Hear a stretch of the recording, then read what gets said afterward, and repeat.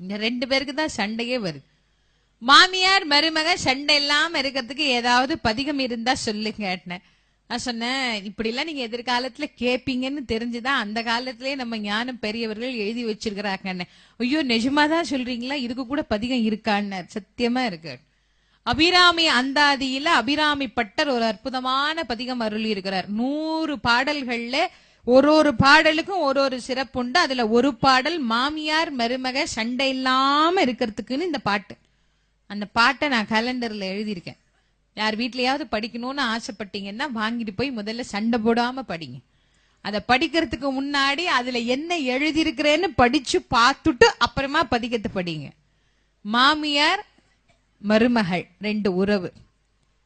ஒரு மகனை பெற்று வளர்த்து இந்த மகன்தான் நமக்கு ஆதாரம் என்று நம்பிக்கொண்டிருப்பவள் தாய். தன்னுடைய தாய், தந்தை, உற்றார், உறவினர், சுற்றம், நட்பு, தோழிமார்கள், தான் படித்த படிப்பு, ஊர், தேசம் என்று அத்தனையும் அற்றுவிட்டு தாலி கட்டிய கணவனே கதி என்று நம்பி வருபவள் மனைவி. இதுல ஒரு கணவனுக்கு யார் மேல அதீதமான உரிமை உண்டுங்கிறதுலதான் பிரச்சனையே வருது இல்லையா? தன் கணவனை தான் கவனிக்க வேண்டும் என்கின்ற எண்ணத்தோடு வருபவள் மனைவி. அவளுக்கு வேலையே புருஷனை கவனிக்கிறது தான். இந்த அம்மா 30 வருஷமா கவனிச்சா. 30 வருஷமா பையனுக்கு இவதான் சோறு போட்டா. 30 வருஷமா பையன் பைக்ல ஆபீஸ்க்கு போகும்போது இவதான் டாட்டா காட்டினா. 30 வருஷமா பையன் இவனுக்கு தான் புடவை எடுத்து கொடுத்தா. எல்லாம் இவளுக்கு தான் நடந்தது. இப்ப புதுசா ஒருத்தி நின்னு டாட்டா காட்டினா இவளுக்கு கோவம் வரும். அது என்ன அவளுக்கு அவ வந்ததே டாட்டா காட்டுறதுக்கு தானே. எப்படியோ அவ வந்ததே டாட்டா காட்டுறதுக்கு தானே. அவ வேலையை அவ செய்யறா. நம்ம வேலை என்ன நம்ம செய்யணும். இதுல நான் ரொம்ப எளிமையான ஒரு வழி சொல்றேங்க. மாமியார் மருமக சண்டை இல்லாம இருக்கணும் அப்படின்னா ரொம்ப எளிமையான வழி சொல்றேன். நிறைய பேரு பையனை கைக்குள்ள வச்சுக்கணும், பையனை கைக்குள்ள வச்சுக்கணும்னே முயற்சி பண்ணுவாங்க. பையன் கைக்குள்ளே சத்தியமாக வரமாட்டான். அம்மாவை மதிக்கிற மாதிரி நடிப்பான். பசங்கள்லாம் வருத்தப்படாதீங்க, இயல்பு அதுதான். மனைவி எதிர்காலம், தாய் இறந்த காலம். ஒரு இளைஞன் எதிர்காலத்தின் நோக்கி போவானா, இறந்த காலத்துக்கு பின்னாடியே ஒளிஞ்சிட்டு இருப்பானா? எதிர்காலம் அவனுக்கு தேவை. இறந்த காலம் தாய் வருத்தப்படக்கூடாது என்பதற்காக பேச்ச கேட்கிற மாதிரி நடிப்பான். நான் மனைவி என்ன சொல்றாலோ அதைத்தான் செய்வான். நான் இதுக்குதான் யோசனை சொல்றேன். மகனை கைக்குள்ள வச்சுக்கணும்னு நினைக்கிறது ரொம்ப தப்பு. நடக்கவே நடக்காது. மகனை வச்சுக்கலாம் முடியாது கைக்குள்ள. மருமகளை கைக்குள்ள வச்சுக்கோங்க. ரொம்ப சுலபமான வழி. ஒரு பொம்பளையும் இன்னொரு பொம்பளையும் சீக்கிரமா சேர்ந்துக்குவா.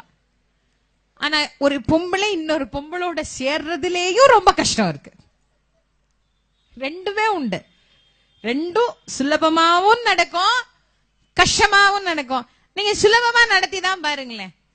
ஒரு புருஷன் பொண்டாட்டி தீபாவளிக்கு துணிமணி எடுக்க போறாங்கன்னு வச்சுக்கோங்க. மருமக வீட்டுல, மாமியார் மருமக எல்லாம் கணவன் மனைவியும் கடை கிளம்புறாங்க. இந்த அம்மா பையனை கூப்பிட்டு சொல்றாடே, எனக்கு 5000 ரூபாய்க்கு புடவை எடுத்துட்டு வரணும்டா, உன் பொண்டாட்டிக்கு 5000 ரூபாய்க்கு எடுத்துட்டு எனக்கு 1000 2000 எடுத்துட்டுலாம் வரக்கூடாது.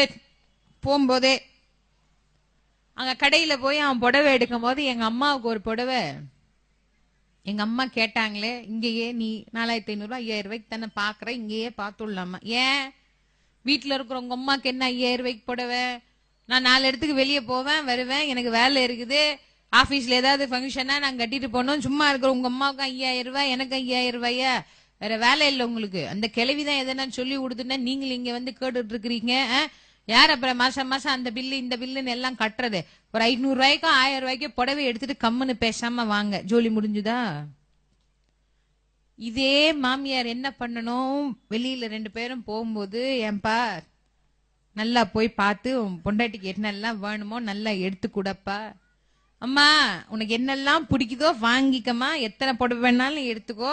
எனக்கு வச்சு படைக்கணும், புதுசுன்னு ஒண்ணு கட்டணும். நான் எங்க வெளியே தெருவியா போறேன், எனக்கு ஒரு வேலையும் கிடையாது, நான் வீட்டுலதான் இருக்கேன். நிறைய புடவை பீரோல சும்மா தான் தூங்குது. ஒரு 500 ரூபாய்க்கு 1000 ரூபாய்க்கு எனக்கு ஒரு புடவை எடுத்துட்டு வாமா, எனக்கு நிறைய எல்லாம் ஒண்ணும் வேண்டாம், நீ நல்லா சந்தோஷமா போயிட்டு வாமா பையனோட. என்ன அங்க போய் எங்க அம்மா புடவை எடுக்கணும் நாங்களே, ஆமா ஆமாங்க அத்தைக்கு நம்ம தானேங்க செய்யணும், நம்ம செய்யாம யார் செய்வா அத்தைக்கு, எனக்கு எடுக்கிற மாதிரியே அத்தைக்கு 5000 ரூபாய்க்கு எடுங்க. இல்லையா அம்மா 1000, அவங்க பெரியவங்க அப்படிதான் சொல்லுவாங்க, அதுக்காக நம்ம அப்படியே அவங்களை வச்சுக்க முடியும். நீங்க வேற சும்மா இருங்க, நானே எடுக்கிறேன், அத்தைக்கு இந்த கலர் தான் பிடிக்கும்னு எடுத்துட்டு வருவாங்க. இப்ப நமக்கு தேவை 5000 ரூபாய் புடவை, கிடைச்சுதா இல்லையா? நான் ஒரு உதாரணத்துக்கு சொன்னேன். யாரை எங்கே எப்படி பிடித்தால் நம் வாழ்க்கை எளிதாக நகரும் என்கின்ற வாழ்வியல் சூக்ஷமத்தை உணர்ந்து கொள்ளுங்க. மருமகள், அவளுக்கு பேரே மருமகள், மகனை மருவிய மகள்.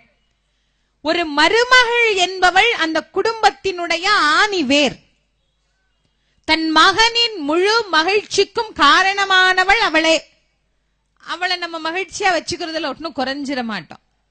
ஒருத்தருக்கு ஒருத்தர் விட்டு கொடுத்து வாழ்வது என்பதுதான் வாழ்க்கை. குழந்தைகள் மேல் வைக்கக்கூடிய பற்றை என்றைக்கு அறுத்து இன்னொரு குழந்தைய என் குழந்தையாக, யாரோ பெற்ற பெண்ணை என் மகளாக ஏற்றுக்கொள்ளுகிற பக்குவம் என்னைக்கு வருதோ அன்னைக்கு மனித நிலையிலிருந்து இன்னொரு நிலைக்கு உயர்ந்திருக்கிறோம்னு அர்த்தம். படிப்படியா ஏறணும் இல்ல, இப்படியே நின்றுட்டு இருக்க முடியாது, கொஞ்சம் கொஞ்சமா ஏறி போகணும் இல்ல. அந்த நிலையை நமக்கு காட்டக்கூடிய அற்புதமான வரலாறு. அதனால இந்த வரலாறை கேட்டவர்கள், மாமியாரா இருக்கட்டும் மருமகளா இருக்கட்டும், ஆம்பளைங்களுக்கும் இதேதான். குழந்தை அவங்க ரொம்ப தெளிவா இருப்பாங்க. ஆண்கள் எப்பவுமே பசங்களா இருந்தாலும் பொண்ணுங்களா இருந்தாலும் வளர்க்கிற போது அவங்க தெளிவா வளர்ப்பாங்க. இதுல குழப்பத்திலேயே வளர்க்கறது யாருன்னா நம்ம தான். அது இப்படி விடுறதும் முடியல, அப்படியும் முடியல, இப்படியும் முடியல. எல்லா ஜீவராசிகளுக்கும் தாய்ப்பாசம் உண்டு. நாயே நம்ம எப்படி நினைக்கிறோம், ஆனா நாய்க்கு இருக்கிற தாய்ப்பாசம் உலகத்துல எதுக்குமே கிடையாது. தன் குட்டிய அந்த உரிமையாளர் எடுத்தா கூட அந்த நாய்க்கு பிடிக்காது. குட்டியில அப்படி பாதுகாத்தது. ஒரு நிலை வந்த உடனே என்ன பண்ணுச்சு, பக்கத்துல சேர்க்காது, விரட்டி விட்டுடும் குட்டியை. ஏன், உன்னை நீ காப்பாற்றி கொள்ள என் பின்னே ஒளிந்து கொள்ளாதேனார். உலகத்தில் இருக்கிற எல்லா ஜீவராசிகளும் தான் குழந்தை மேல வைக்கிற பற்றை துறந்து தான் வாழ்கிறதே. ஆனா நம்ம தான் கடைசி வரைக்கும் அதோடே முட்டி மோதி எல்லாம் செஞ்சு வாழ்ந்துட்டு இருக்கிறோம். என்னைக்கு இந்த நிலையிலிருந்து இன்னொரு நிலைக்கு நாம் மாறுகிறோமோ அன்றைக்கு நம்முடைய பக்தி இதிலிருந்து ஒரு படி உயர்ந்த நிலையை நமக்கு அடைந்து இருக்கிறது அப்படின்னு நாம உணர்ந்து கொள்ளலாம்.